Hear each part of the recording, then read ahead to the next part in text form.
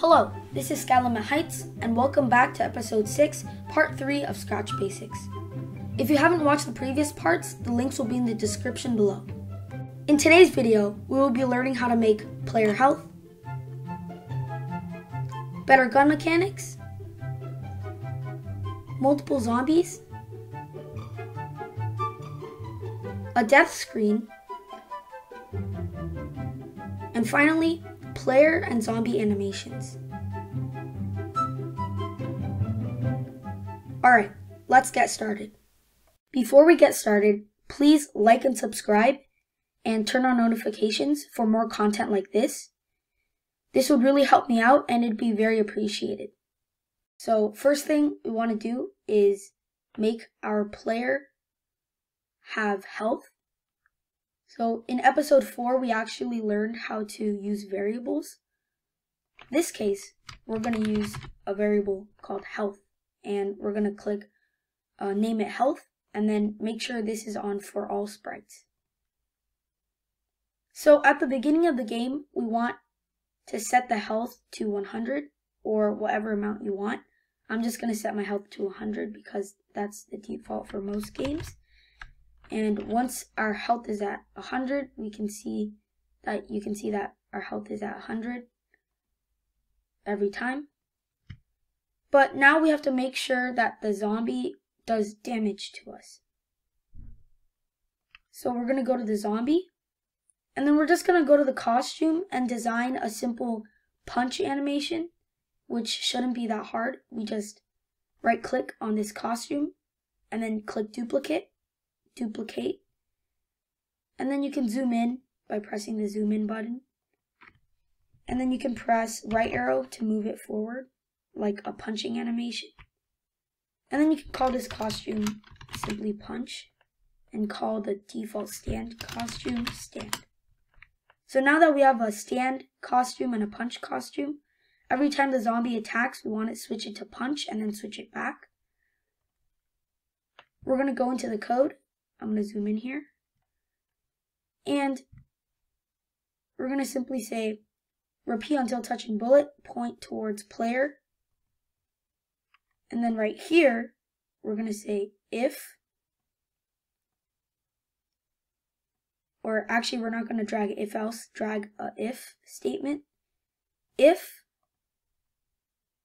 touching player, well, if not touching player, so go to operators, go to not, drag that out. If not touching player, then we want to move 2 steps. Because if we don't do this, the zombie will continuously, like, once it goes to the center of us, it'll just continuously go back and forth. And we don't want that. We want it to stop and attack us when it touches us. So you can see that when it touches us, it actually stops moving. But then when we move again, it starts moving towards us. And when we shoot it, oh, let me get farther. You can see that the zombie dies, new one spawns. So now we have to make the zombie do damage to us. We're going to simply copy by right-clicking on this whole code. Make sure you right-click from the green flag clicked. And we're just simply going to press duplicate. Once we do that, we want to drag all of this back into our block selection just to delete that, because all we need is this when green flag clicked and forever. We want to forever check if the zombie is touching the player. Then we want it to,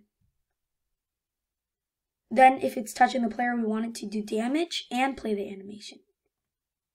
Let's make it do damage first, because that's priority. So we're just simply going to change health by -10 or whatever you want this to be, like how much damage you want each zombie to do.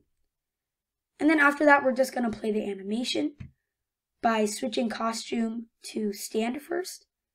And then we're going to go to control, wait maybe 0.05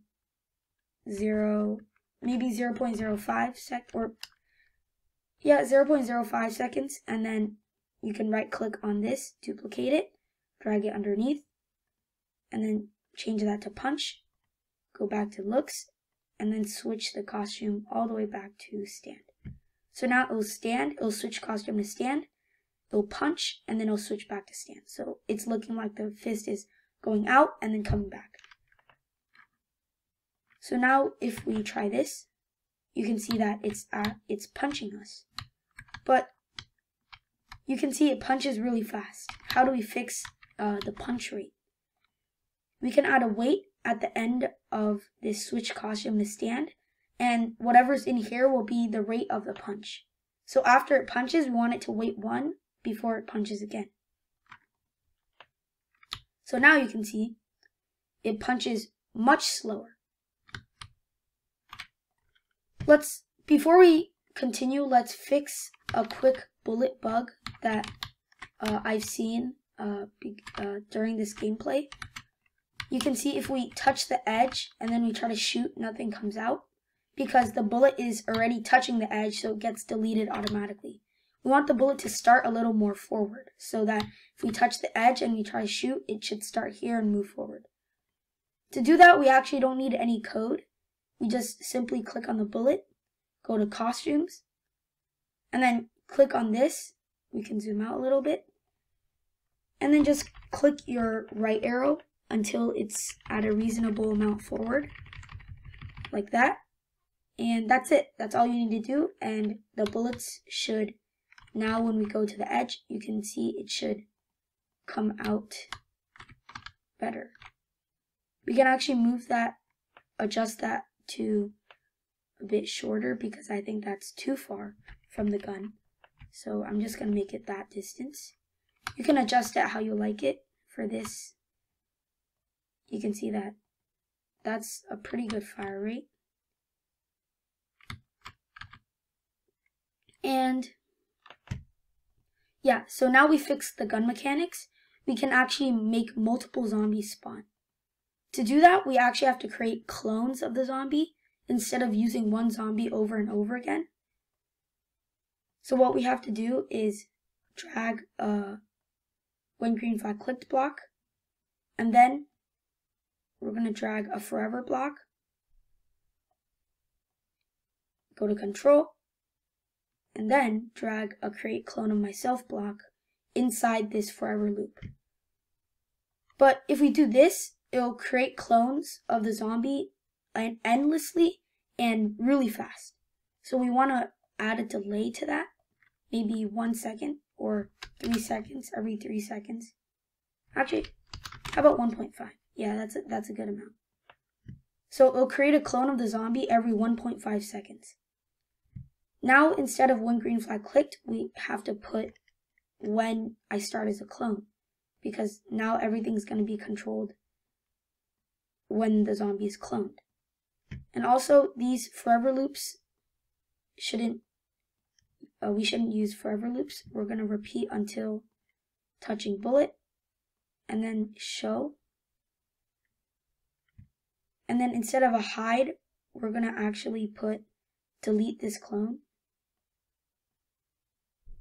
And same for here, we want it to repeat until touching bullet. I'm just going to duplicate that and put it there. Repeat until touching bullet. And then at the end of it, we want it to delete once it touches the bullet, just like that. Well, we already put that here, so we don't need another delete. Let's see, that looks good. Yeah, we can start by doing this. So you can see that multiple zombies spawn, but that zombie, the original copy, is still there. So we want it to hide. At the beginning of the when green flag clicked, we can just put a hide, and now that zombie will hide. And you can see all these clones actually do damage to me as well. And if I shoot them, they all die. That's a bit laggy. Let me go full screen. You can see if I shoot the zombies, they die. And yeah. So now we want the player to have a death animation. Let's go to the player and then go to the costumes. And we're just going to duplicate the player. Call this death. And delete the gun. click on it with the select tool and press backspace on both of these. And I'm just going to drag the hand over here so it looks like it's laying down. The player is laying down on the ground. And that's going to be our death animation. After we do that, we just want to switch costume to player at the beginning of the game. And we have to add a new when green flag clicked block in and a new forever loop. What we're going to check is if the health is lower than 1 or less than 1, then we want it to broadcast game over, and then we want a user interface to pop up. So I'm going to drag health in there and then change that to 1. So if forever check this, if health is less than 1, then we want the player to switch to a death costume and go to events. We actually want to broadcast a message. So what messages do is you can broadcast them and all the sprites will see. And there's actually a block here. I'll show you later. There's a block there that you can detect messages being sent. So you can see broadcast death. And then we can create a new sprite and call it game over screen.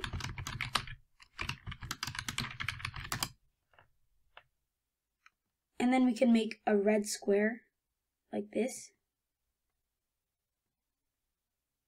And I'm going to write game over on it. You can write whatever you want, like the zombies have defeated you or something like that. I'm just going to write game over. Keep it simple. Move that to the center. And then we want to check if the message is sent. When I receive death, then we want this to show. We want it to show. Go to 0, 0. And we also want to set the ghost effect to 30. The ghost effect is basically the transparency of the sprite. So the higher the ghost effect, the more transparent it is.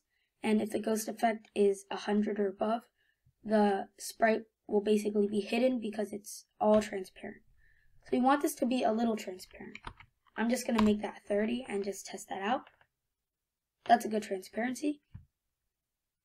So at the beginning, we want to add a when green flag clicked, and we want the death screen to hide because we don't want to show it at the beginning of the game. And then we just want to test that out. So if we try to die, just let these zombies hit me. And you can see that it's game over, and also the player's costume switched to the death costume. But as you can see, I can still keep moving, and that's a bit awkward. So we want it to disable the function of moving after the player dies. That's actually very simple. We can just go to the player sprite, go to code, and then drag when I receive death, as we did in the game over sprite, and go to control. We just want to drag this stop all block right underneath the when I receive death. And then once we test that, you can see the zombies, they punch me, and then when I die, you can see that the player doesn't move anymore. Oh wait, the ghost effect didn't get set. Let me see why. Yeah, so sorry about that. Let's try that again. Oh, instead of stop all, we actually want it to stop other sprites in this script, or stop this script. Well, actually stop other scripts in this sprite, because we want to stop everything else. So let's try that.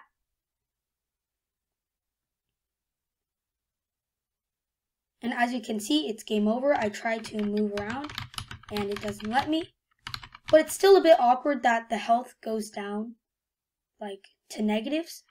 So to stop that from happening, we'll just say just go to the zombie script and then drag that out, drag a if in there, and we want to check if the health is less than 1, then we don't want to change the health by -10. So actually we're going to drag if health is greater than 1, then we want to change it by -10. So if health is greater than, actually health is greater than 0. So if health is greater than 0, then we want to change it by 10, else we don't do that. So now if we try this, you can see the health goes down, but the health does not drop below 0.